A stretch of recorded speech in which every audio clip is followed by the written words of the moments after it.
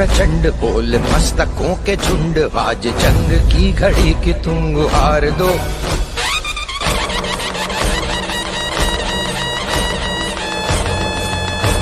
प्रचंड बोल मस्तकों के झुंड, आज जंग की घड़ी की तुम गुहार दो। मान वान शान या कि जान का हो दान, आज एक धनुष के बाण पे उतार लो। आरंभ है प्रचंड।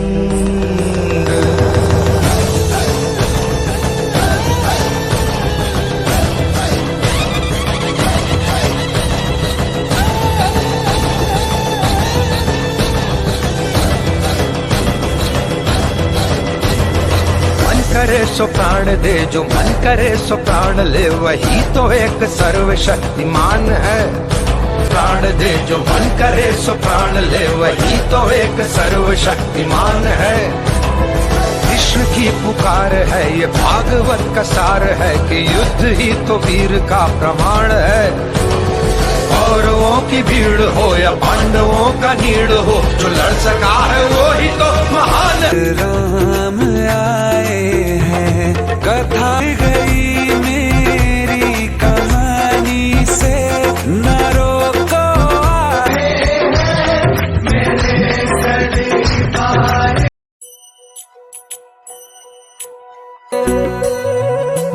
हाथ जी मुझे प्रेम की छाँव में, कोई नहीं तुम सा तीनों लोकों में, दशो दिशाओं में, महलों से ज्यादा सुख है कैलाश की। मस्तकों के झुंड, आज जंग की घड़ी की तुम गुहार दो।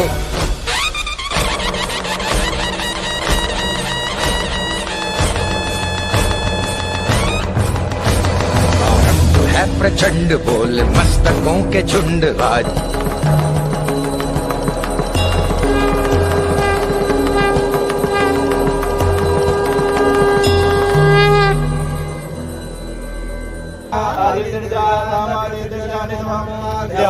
शांतिरंतरिक्षगुं शांतिरदरे शांतिरापः शांतिरोपदया शांति।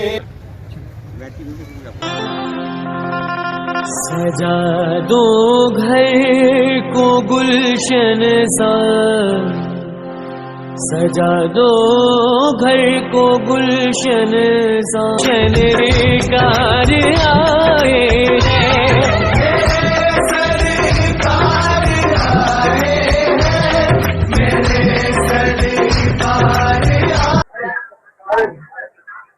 साथियों,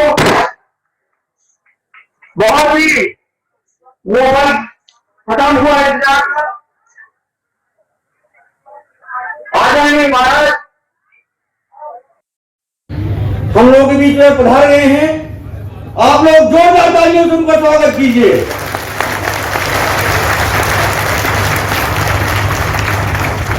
मैं साथियों,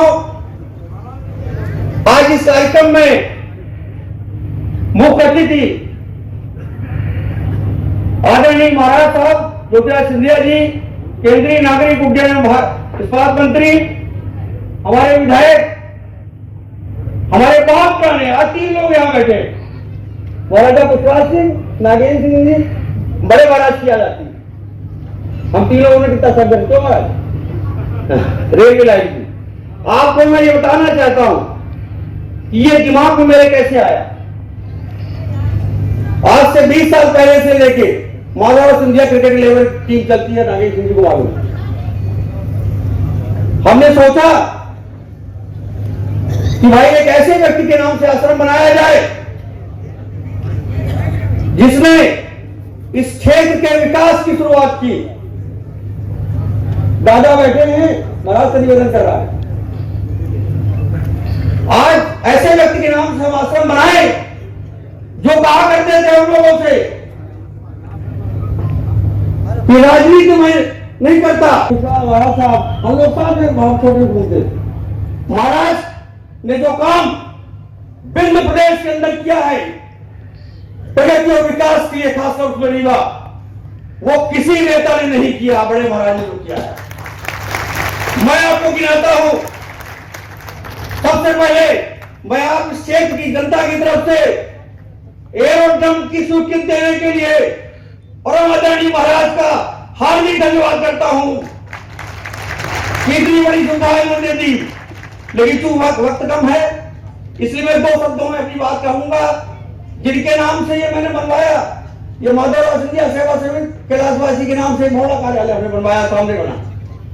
ये सामने 1 किडनी की पूरी हमारी जमीन पड़ी है, हमारे परिवार ने हरदम दिया है। आज से कई साल पहले 4 एकड़ जमीन रोड के लिए हम लोगों ने दे दी, हमारे पिताजी बापा ने। इस क्षेत्र में कितना किया, तो मैंने सोचा क्योंकि महाराज मुझे भाव क्या जाते, आज भी आप हमारे यहाँ जाएंगे हर कमरे में महाराज फोटो, तो मैंने कहा आश्रम बनाए। क्योंकि मैं शादीशुदा नहीं हूं, जितने मेरे हिस्से में मिली तो महाराज की सेवा हो जाती है, और महाराज के साथ रहने से जो अनुभव प्राप्त होता है, आपको बताए, उसकी मैं अनुभूत नहीं कर सकता कि कैसे काम करना चाहिए, क्या करना चाहिए। चाहे वो रेलवे का विषय हो, विकास, महाराज ने हमको सिखाया, छोटे महाराज ने। तो मैंने सोचा कि आजकल पढ़े लिखे लड़के शादी कर लेते हैं, अमेरिका चले जाते हैं, जापान चले जाते हैं, और उनके बाप को वो छोड़ जाते हैं। वो सुविधा उनको नहीं मिलती, क्योंकि मैं अविवाहित आदमी हूं, मेरी शादी नहीं हुई। तो मैंने कहा कि बड़े महाराज कहा करते थे, इतने कार्यक्रम उनके हम लोगों ने रीवा में किए। आज मुझे बड़ी खुशी है कि इस अवसर पर महाराजा पुष्पराज सिंह जी और नागेंद्र सिंह जी यहां मौजूद हैं, जिन्होंने वो दौर भी देखा है। अब मैं बहुत सारी बातें इस पवित्र जगह पर नहीं कहना चाहता। महाराज ने, बड़े महाराज ने, बड़े बड़े नेता यहां हुए। रीवा संभाग में रेलवे की समस्या 50 साल से लंबी थी। हमको याद है, महाराजा पुष्पराज सिंह हमारे बगल में बैठे हैं, हम लोग छोटे छोटे थे, हम लोग इंदिरा गांधी से लेके, और जैसे महाराज रेल मंत्री बने, उन्होंने तुरंत रीवा का रेल सेंक्शन कर दी, और रीवा पूरे देश के अंदर रेलवे के नक्शे में आ गया। आप बताइए, रीवा का विकास किसने किया? अगर जब तक रेल नहीं थी, ये शहर नहीं था, कस्बा था। रेल को, कनेक्टिविटी को जोड़ा उन्होंने। जब बाढ़ आई 98 में, आदरणीय नागेंद्र सिंह जी बैठे, ये बैठे, बाढ़ के समय उन्होंने फोन किया कि मैं रीवा आऊंगा, और वो आए। कोई नेता नहीं किया, वो एक एक मोहल्ले गए, एक एक मोहल्ले गए, मैं गाड़ी में था, और उन्होंने जब मीटिंग बुलाई, तो जो मेरे बीच में आज नेता नहीं है, माननीय श्रीनिवास तिवारी जी, माननीय अर्जुन सिंह जी, हम लोगों ने दूसरा लोग भी देखा।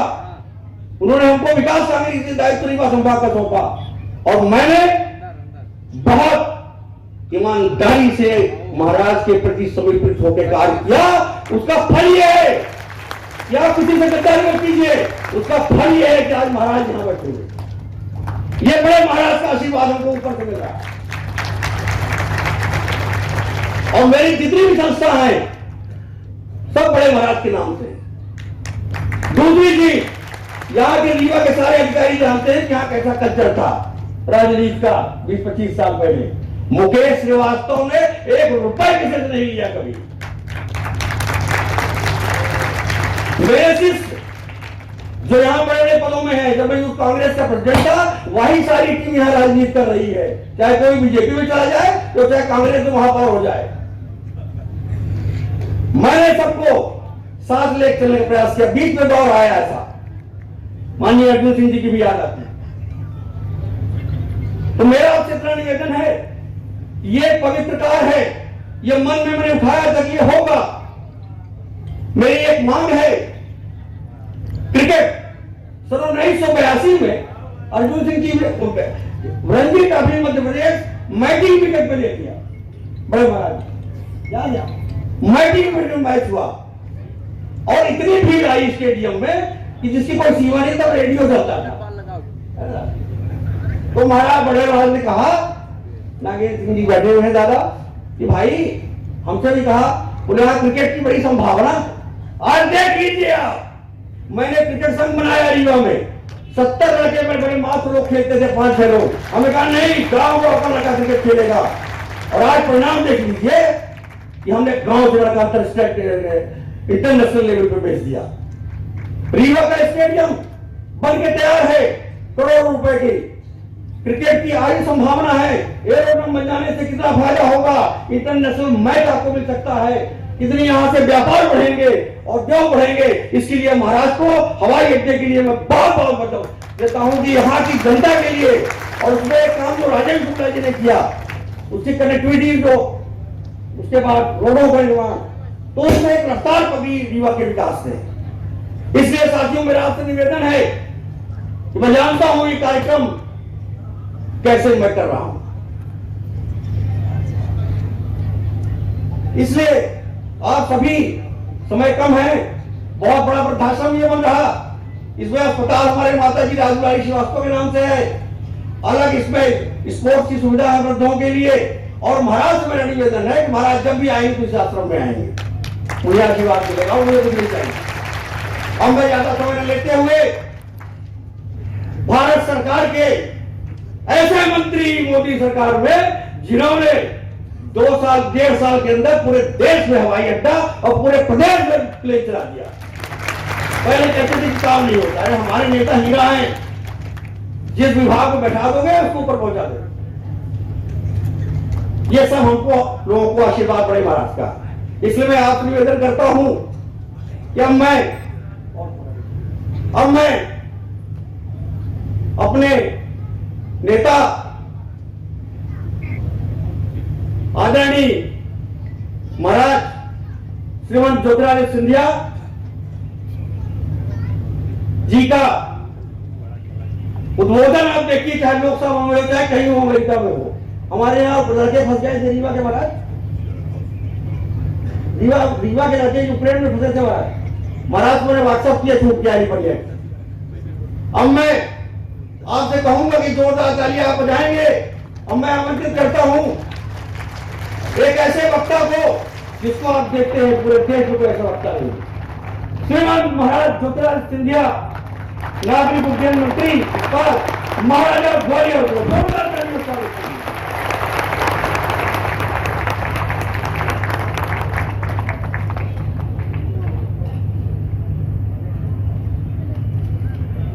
आज इस मंच पर आसीन हमारे साथ हमारे क्षेत्र के कुशल समाज सेवक आदरणीय मुकेश श्रीवास्तव जी, मंच पर आसीन महाराज रीवा आदरणीय पुष्पराज सिंह जी, हमारे विधायक महोदय के.पी. त्रिपाठी जी, हमारे जिलाध्यक्ष अजय सिंह जी, प्रणव सिंह साहब, लाल अवस्थी जी, और मेरे सामने बैठे हुए समस्त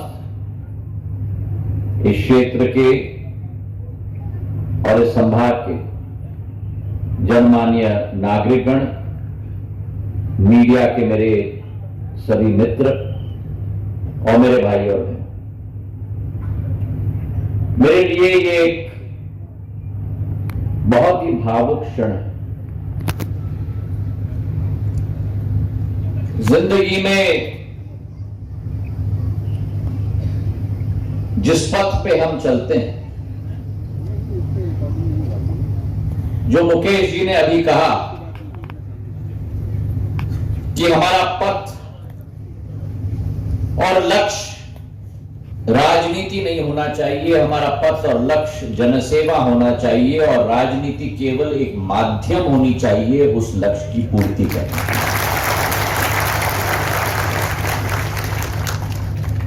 बहुत बिरले ऐसे लोग हमको जिंदगी में मिलेंगे, और मैं अपना सौभाग्य समझता हूं कि मेरे जीवन में एक ऐसे व्यक्ति के साथ मेरा एक पारिवारिक संबंध पिछले कई दशकों से बना है, मुकेश श्रीवास्तव जी के रूप में। इनकी जीवन एक आदर्शिला है।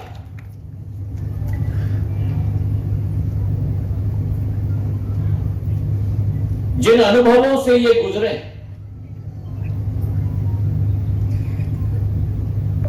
कुछ मीठी,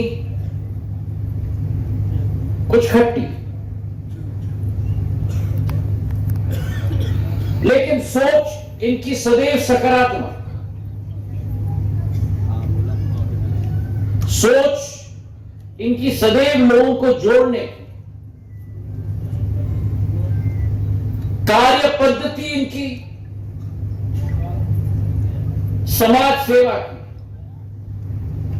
और मैं बधाई देना चाहता हूं कि एक ऐसी संस्था को इन्होंने निर्मित की है जिसकी पहचान आज विंध्य क्षेत्र में, रीवा में अकेले नहीं, लेकिन विंध्य क्षेत्र में एक अलौकिक सेवा समिति की संस्था का नाम और पहचान आज बन चुकी है।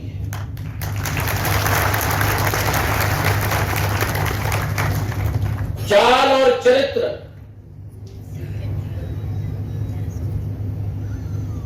सोच और कार्य प्रणाली इनकी स्पष्ट,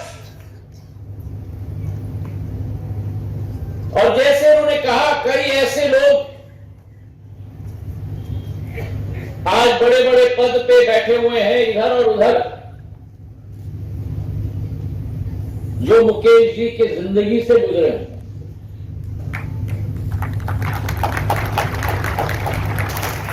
और एक ऐसे व्यक्ति मेरे पूज्य पिताजी भी थे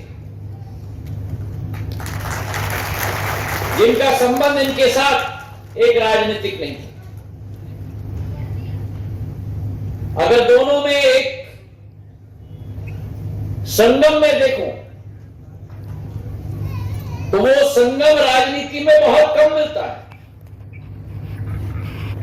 वो संगम थी एक स्पष्टवादी सोच की, एक स्पष्टवादी विचारधारा की, और दिल में कुछ न रखने की। जो दिल में है वो कह दिया, चाहे अच्छा लगा हो या बुरा लगा हो। साधारण तौर पर नेता तो कलयुग के जमाने में मुस्कुराते हैं, हाथ में हाथ डालते हैं, गले में गले डालते हैं, और पीछे न जाने क्या हो जाता है, कहां से छुरी निकल जाती है। भगवान ने हमको एक जिंदगी दी है, वो जिंदगी दी है सत्य के पथ पर चलने की। अगर जवाब हमें इस पृथ्वी पे न देना हो तो उस पर्वताधिकार के दरबार में तो जरूर देना पड़ेगा। और जब आप और हम उस पर्वताधिकार के दरबार में जाएंगे, जिस दरबार में एक दिन तो हमको जाना ही है, चाहे आज हो या कल हो, वो पर्वताधिकार नहीं पूछने वाला कि कितने बार मंत्री बने, कितने बार विधायक बने, कितना धन एकत्रित किया, कितने बार करोड़पति बने। वो पर्वताधिकार एक ही प्रश्न पूछेगा कि मैंने तुमको एक मौका दिया पृथ्वी पर, क्या तुम अच्छे इंसान बने। और एक अच्छा इंसान हमारे सामने है, मुकेश जी के रूप में। ये वृद्ध आश्रम की आदर्शिता आज हमने रखी। हमारी संस्कृति का एक बहुत महत्वपूर्ण योग और भाग हिंदू धर्म का, भारत के संस्कृति का यह होता है कि हम अपने बुजुर्गों का ध्यान और ख्याल अपने जीवन के अंतिम सांस तक रखें।